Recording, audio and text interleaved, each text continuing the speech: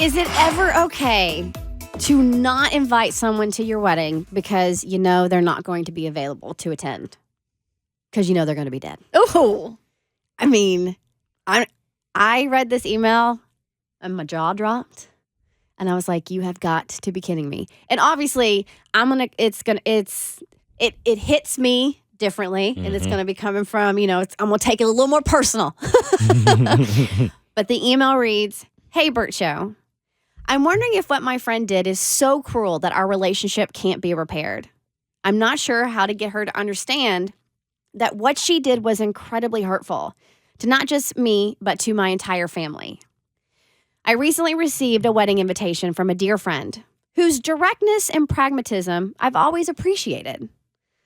Later that same day, my mother called to let me know that she too had received an invitation. However, my father was not included. I immediately called my friend for an explanation. She coolly explained that since I had recently told her my father, who is dying of cancer, is not expected to live more than a few weeks, he wouldn't be around next spring for the wedding, and thus it made no sense to include him in the planning." Wow. No way. I explained that by excluding him from the invitation, his ability to attend aside, her invitation was a cruel slap in the face to both my parents. She then accused me of creating unnecessary drama surrounding her wedding. Oof. I snapped and responded to her saying she's creating unnecessary drama in my dad's dying days. Needless to say, that's where the conversation ended. What can I possibly say to her to explain the inappropriateness of her actions? Should my mom and I decline the invitation due to her callousness?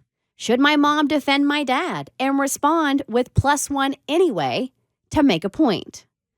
Or am I overreacting and she's merely being practical about the situation?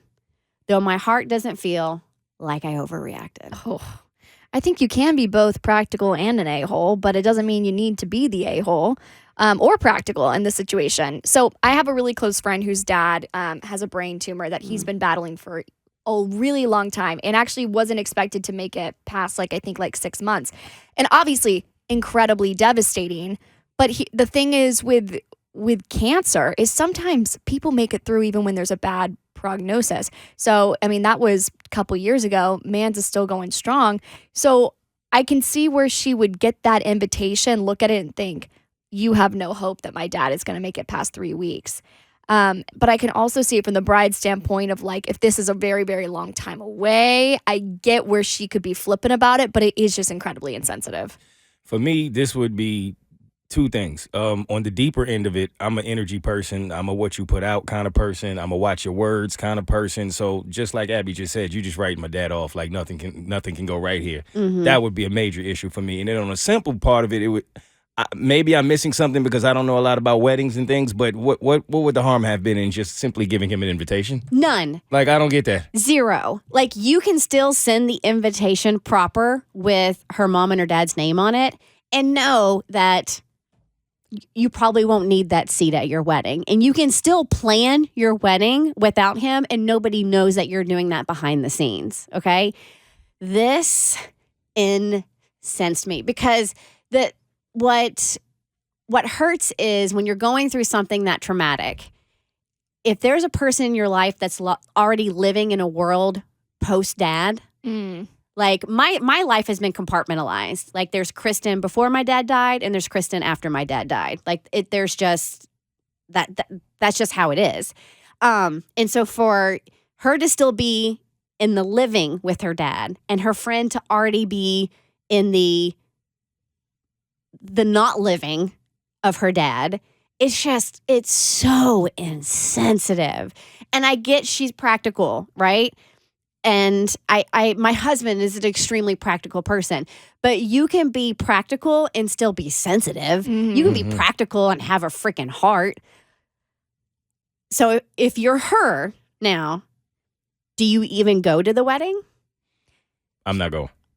I wouldn't go. I mean, on top of everything that we just said and the slap in the face to my mom to remind her of what she's going through with her husband, like for me, this wouldn't even be an explanation for me. This would be a simple, okay, I see where you stand, and I'm moving myself out of this relationship. Just the idea that it hasn't even dawned on her that this would, like, this is in poor taste and is hurtful, that's damning to a friendship. Well, the friend literally came to her and said this was so incredibly hurtful to receive that invitation. So you as a friend should go, you know what? I actually messed up here. I'm absolutely willing to send another invitation. Let me make up for this, because maybe she thought she was just being practical and didn't realize it. But yeah, she was the a-hole here. Yep, no, I'm not going. I have no desire You to lost attend me. that wedding. I don't even know. I mean, I'm a very polite person. I don't even know if I would send a gift. I don't think I would either. Not the gift. Not only am I not going so you don't get my presents, but you're not even going to get my present. Yes. The Bert Show. Hey, did you like what you just watched? Good news, there's more of us. If you go to wherever you listen to your podcast, whether that's Apple or Google Play or Spotify, you can listen to The Bert Show wherever you are, whenever you want to.